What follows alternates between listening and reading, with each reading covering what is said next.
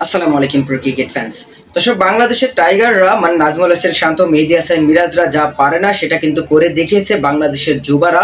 কেননা আজকে কিন্তু এই অনূর্ধ্ব-19 দলের এশিয়া কাপের টুর্নামেন্টের প্রথম ম্যাচে মুখোমুখি হয়েছিল গ্রুপ বি থেকে বাংলাদেশ এবং আফগানিস্তান, এবং সেখানে কিন্তু আফগানিস্তানকে বাংলাদেশ 45 রানে খুবই দুর্দান্তভাবে কিন্তু হারিয়ে দিয়েছে।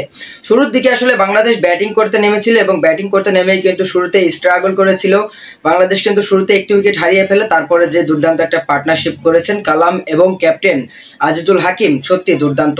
মূলত এই দুজনের ওই দুর্দান্ত পার্টনারশিপ কিন্তু আসলে অনেক বড় একটা স্কোর করতে পারতো বাংলাদেশ, কিন্তু তাদের জুটিটা ভেঙে যাওয়ার পর বাংলাদেশের আর কোনো ব্যাটার সেভাবে দাঁড়াতে পারেনি।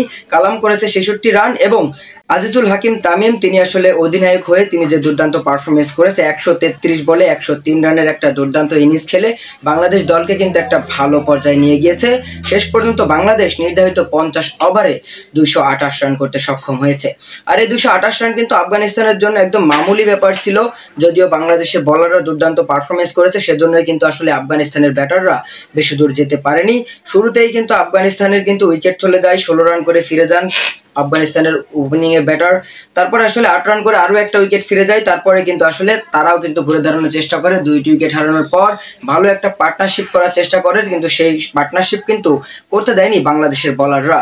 যেখানে বাংলাদেশের বলাররা কিন্তু দুর্দান্ত বোলিং করেছে। মারুফ মিদার কথা বলতে হবে, তিনি 9 ওভার বল করে 25 রান খরচ করে কিন্তু দুইটি উইকেট তুলে নিয়েছেন। পাশাপাশি কিন্তু ফরাদ তিনি 3টি উইকেট নিয়েছেন এবং ইমন তিনি কিন্তু 3টি করে উইকেট নিয়েছেন।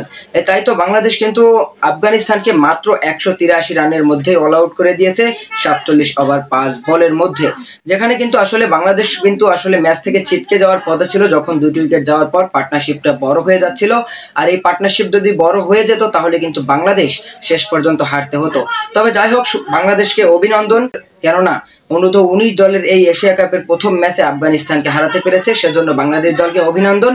এবং বাংলাদেশ দল সামনের ম্যাচগুলোতেও আরও ভালো করবে এরকমটাই প্রত্যাশা করছি। যদিও আমাদের সিনিয়র টাইগাররা কিন্তু আমাদের প্রত্যাশা মেটাতে পারে না, তবে অনূর্ধ্ব-19 দল কিন্তু সবসময় আমাদেরকে প্রত্যাশা মিটিয়ে দেয় আপনি বলতে পারেন।